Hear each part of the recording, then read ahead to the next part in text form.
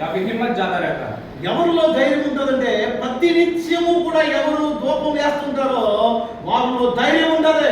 और जो लोग हमेशा प्रार्थना का धूप जलाते रहते हैं उनमें हिम्मत रहता है। అంతేకాకుండా కీర్తనకారుడు కీర్తన గ్రంథంలో 31వ కీర్తన 24వ వచనాన్ని మనం చదువుతాం. भजन संहिता 31वां अध्याय 24वां वचन पढ़ेंगे। యెహోవా కొరకు కనిపెట్టుకున్న వారులారా మీరందరూ కూడా మనస్సులో ధైర్యం వహించి ఎలా ఉండాలంట? నిర్భరముగా ఉండండి, నిర్భరముగా ఉండండి. वहाँ पे कहता है, हे यहोवा पर आशा रखने वालों, ये आप मान लो और तुम्हारा हृदय दृढ़ रहे। కాబట్టి మన ప్రార్థనా పరుడు వ్యక్తి ఎలా ఉంటాడంటే ధైర్యంగా ఉంటాడు. और प्रार्थना पूर्वक व्यक्ति हमेशा ఏంటి తన ధైర్యం అంటే उसका हिम्मत ये है దేవుడు విశ్వాసిని కాపాడతాడని ప్రతి పరిస్థితుల్లో కూడా परमेश्वर को बचाएगा क्योंकि ये विश्वास है हर ఆ వచనాన్ని మనం చూస్తున్నాం అక్కడ 31వ వచనంలో 31వ వచనంలోనే 23వ వచనం 23वें वचन में విశ్వాసులను ఆయన ఏం చేస్తాడంటే ఆయన కాపాడతాడు. जो लोग उनके भक्त हैं उनको वो बचाता है। కాబట్టి మొట్టమొదటిగా ఈ ఉదయకాల సమయంలో మనం నేర్చుకునేది ఏంటంటే आज ये सुबह के समय में हम ये सीखते हैं నిరంతరప్రాయంగా మనం బలిపీఠం మీద ప్రార్థన ధూపం మండుతున్నట్లయితే और यदि निरंतर हमारे वेदी पे यदि प्रार्थना का धूप जल रहा हो మన జీవితంలో మనం ఎలా ఉంటామంటే ధైర్యంగా ఉంటాం. हमारे जीवन में हम लोग हिम्मत वाले रहेंगे। దానియేలు ఏ విధంగా ధైర్యంగా ఉన్నాడో दानियल जिस प्रकार दृढ़ था అలాగే మన జీవితంలో కూడా మనం ధైర్యంగా ఉండగలుగుతాం. उसी प्रकार हमारे जीवन में भी हम रहते అలాగే हैं। ప్రార్థనా పనిలో ఉన్న రెండవ ఆధ్యాత్మిక లక్షణం ఏంటంటే और प्रार्थना पूर्वक व्यक्ति में दूसरा आत्मिक लक्षण यह है ప్రార్థనా పరుడు ఎప్పుడు కూడా దేవుని యందు నమ్మకం కలిగి ఉంటాడు. తను प्रार्थना पूर्वक व्यक्ति हमेशा परमेश्वर पर विश्वास रखता है। చూడండి రాజుల మొదటి గ్రంథము 18వ అధ్యాయము 24వ వచనాన్ని మనం చదువుదాం. पहला राजाओं का पुस्तक 18वां अध्याय రాజుల 24वां మొదటి वचन గ్రంథము देखेंगे। 18వ అధ్యాయము 24వ వచనం. पहला राजाओं का पुस्तक 18 का 24। तब तुम अपने देवताओं से प्रार्थना करना और मैं यहोवा से प्रार्थना करूंगा और जो आग गिर कर उतर दे वही परमेश्वर ठहरे। तब सब लोगों बोल उठे। చూడండి ప్రవక్త అయిన ఏలియా తను చెప్తున్న మాట ఏంటంటే यहाँ पे एलिया ये कहता है మీ దేవతల పేరిట మీరు ప్రార్థన చేయండి, तुम लोग अपने देवता से प्रार्थना యెహోవా करो నామాన్ని బట్టి నేను ప్రార్థన और చేస్తాను. मैं यहोवा से प्रार्थना करूंगा। మీ దేవుడు ఆకాశం నుంచి అగ్ని దింపిస్తే यदि तुम्हारा परमेश्वर आकाश से आग మీ गिरसाए, దేవుడు నిజమైన దేవుడు, तुम्हारा परमेश्वर सच्चा యెహోవా परमेश्वर, నామాన్ని ప్రార్థన చేస్తే यदि यहोवा मेरा प्रार्थना सुने నా దేవుడు ఆకాశం నుంచి అగ్ని రప్పిస్తే और वो आकाश से आग నా बरसाए, దేవుడు నమ్మకమైన వాడు, నిజమైన దేవుడు. मेरा परमेश्वर सच्चा అది परमेश्वर ఎంత है। నమ్మకంగా ప్రవక్త అయిన ఏలి తను చెప్తున్నాడు చూడండి. कितना विश्वास के साथ वो అంటే कह रहा है। ప్రార్థనా పరుడు ఎప్పుడు కూడా ఏ విధంగా ఉంటాడంటే నమ్మకంగా ఉంటాడు. తను प्रार्थना पूर्वक व्यक्ति हमेशा विश्वास के साथ रहता है। దేవుడి యొక్క వాక్యం చదివిస్తుంది. परमेश्वर का वचन कहता है దేవుడి దగ్గర నుంచి ఏ విధమైన సహాయాన్ని మనం పొందుకోవాలంటే यदि परमेश्वर की ओर से किसी भी रीति का सहायता को प्राप्त करना है तो దేవుని యొక్క నమ్మకంతో మనం ప్రార్థన చేయాలి. परमेश्वर के सामने विश्वास के साथ प्रार्थना करना है। నమ్ముట నీ వల్ల అయితే यदि विश्वास आप कर सके, నమ్ము వారికి సమస్తము సాధ్యమే. विश्वास करने वाले के लिए हर एक चीज संभव है। కీర్తనకారుడు 26వ కీర్తన, కీర్తన గ్రంథము 26వ కీర్తన भजन संहिता 26वां अध्याय మొదటి వచనాన్ని మనం చదువుతాం. पहला वचन पढ़ेंगे। కీర్తన గ్రంథము 26వ కీర్తన మొదటి వచనం. भजन 26 का पहला वचन। యెహోవా నేను యథార్థవంతుడనే ప్రవర్తిస్తున్నాను. 26 నాకు తీర్పు తీర్చుము. ఆ. ఏమీ సందేహపడకుండా ఏమీయు సందేహపడకుండా యెహోవా యందు నేను నమ్మిక ఉంచుము. ఏమీయు సందేహపడకుండా యెహోవా యందు నేను ఏమి ఉంచి ఉన్నాను? నమ్మిక ఉంచి ఉన్నాను. यहोवा मेरी न्याय कर क्योंकि मैं खराई से चलता रहा हूँ और मेरा भरोसा यहोवा पर अटल बना है। ఏమీ కూడా సందేహపడకుండా నేను దేవుని యందు నమ్మిక ఉంచున్నాను. నేను मैं कुछ भी संदेह न करके ఇక్కడ ప్రవక్త కూడా ఏమీ సందేహపడకుండా ధైర్యంగా తను మాట్లాడుతున్నాడు. తను भविष्यवक्ता भी कुछ भी निसंकोच ना रखे वो దేవుడు ఆకాశం నుండి అగ్ని దింపిస్తాడంటారన్న అనుమానం అనేది ప్రవక్తలో ఏమీ కూడా లేదు. और एलिया में ऐसा सोच नहीं है कि क्या आग बरसेगा कि नहीं। అంటే ప్రార్థన పడిన వ్యక్తి ధైర్యంగా నిలబడతాడు. प्रार्थना पूर्वक व्यक्ति हिम्मत के साथ खड़े रहता है రెండవదిగా ప్రార్థన పడిన వ్యక్తి ఎప్పుడు కూడా నమ్మకంగా ఉంటాడు. తను और दूसरा वो हमेशा विश्वास के साथ रहता है। సందేహపడకుండా యెహోవా యందు నమ్మిక ఉంచడం వల్ల ఆ కీర్తనకారుడు ఏం పొందుకున్నాడంటే और वो निसंदेह रहने के कारण वो क्या करता है, చూడు కీర్తన గ్రంథము 28వ కీర్తన 7వ వచనాన్ని మనం చదువుతాం. కీర్తన గ్రంథం 28వ కీర్తన 7వ వచనం. भजन संहिता 28 का 7वां वचन। యెహోవా నా ఆశ్రయము, యెహోవా నా ఆశ్రయము, నా కేడము, ఆ, నా హృదయము ఆయన యందు నమ్మిక ఉంచును గనుక నా హృదయము ఆయన యందు నమ్మిక ఉంచును గనుక నాకు సహాయం కలిగి కలిగెను. దేవుని స్తోత్రం. హల్లెలూయా.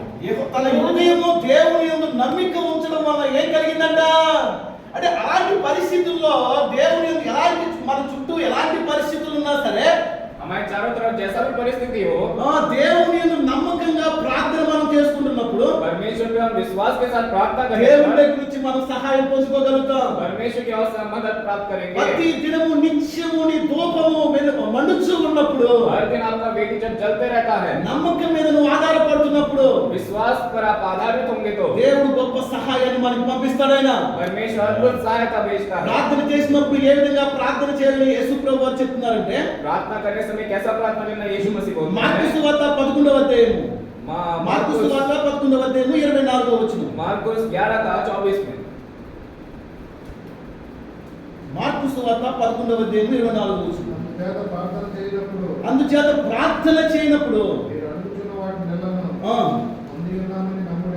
ప్రార్థన చేయనప్పుడు మీరు అడుగుతున్న వాటన్నిటిని పొంది ఉన్నకున్నామని మీరు ఏం చేయాలంట నమ్మాలి. అప్పుడు అవి మీకు కలుగునని మీతో చెప్తున్నాను. అప్పుడు అవి మీకు కలుగునని మీతో చెప్తున్నాను. इसीलिए मैं तुमसे कहता हूँ कि जो कुछ तुम प्रार्थना करके मांगो तो प्रतिदिन कर लो कि वह तुम्हें मिल गया है।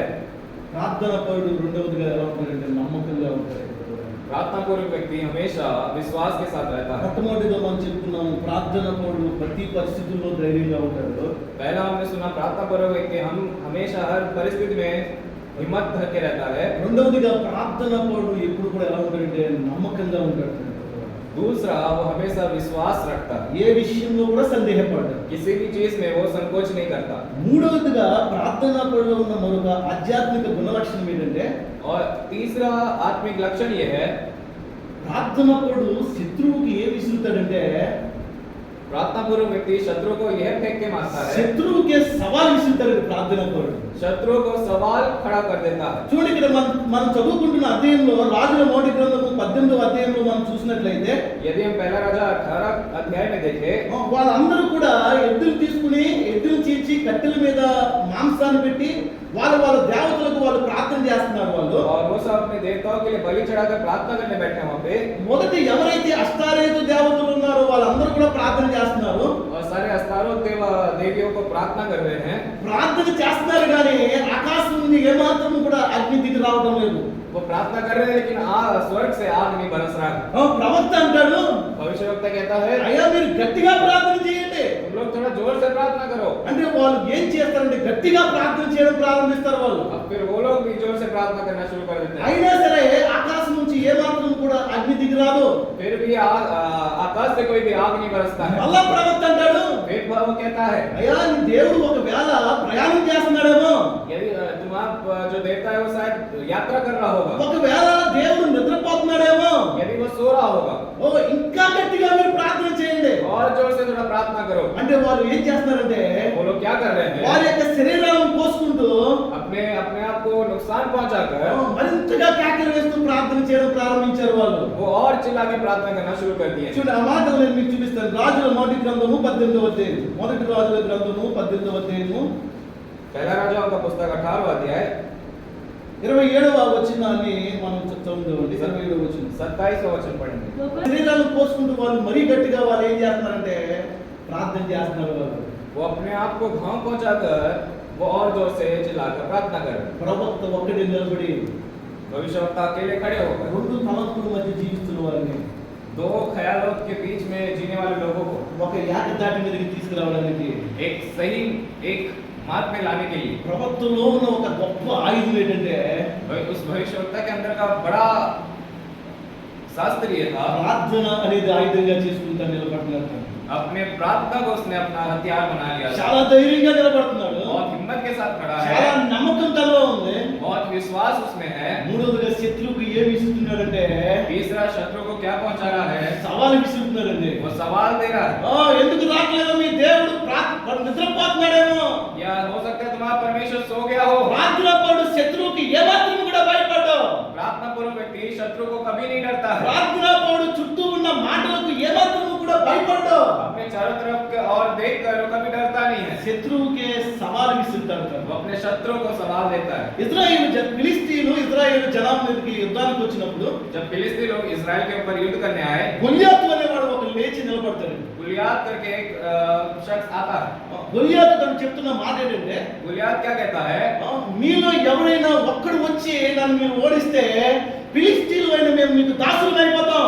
यदि तुम में से कोई एक भी आके मुझे हरा पाए तो हम सब फिलिस्ती तुम्हारे आगे झुक जाएंगे। అలాంటి సమయంలో ఇశ్రాయేలు అందరూ కూడా భయపడిపోతూ ఉంటారు. ऐसे వాళ్ళు समय में सारे इजराइल लोग डर गए हैं ఎవరు కూడా ఫిలిస్తీన్ల ముందుకు రావడానికి వాళ్ళు భయపడుతుంటారు. వాళ్ళు और वो लोग फिलिस्ती की सेना के सामने आने डर रहे हैं। అలాంటి సమయంలో దావీదు ఆ యుద్ధ వాతావరణంలోకి వస్తాడు. దావీదు और तब दाऊद वो युद्ध भूमि में आता है। అదంతా కూడా దావీదు చూస్తారండి. वो सब दाऊद देख रहा है। సున్నతి లేని ఫిలిస్తీయుడు ये खतना रहित ఇశ్రాయేలు ఈ విధంగా మాట్లాడుతాడండి. इजराइल के साथ ऐसे क्या बातें कर रहा है? కాబట్టి ఆ ఫిలిస్తీన్ మీద నేను యుద్ధానికి వెళ్తాను. अब मैं उसके सामने युद्ध करने जाऊंगा। సౌలు దగ్గరికి వస్తాడండి. साउल के पास आता है। సౌలు ఈ విధంగా మాట్లాడుతాడు. साउल ऐसा कहता है। చూడ మాటలు మనం చూద్దామండి. సమూయేలు మొదటి గ్రంథము 17వ అధ్యాయం.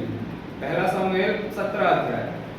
సమూయేలు మొదటి గ్రంథము 17వ అధ్యాయము 34వ వచనాన్ని మనం చదువుదాం. 34वां वचन पढ़ेंगे। అందుకు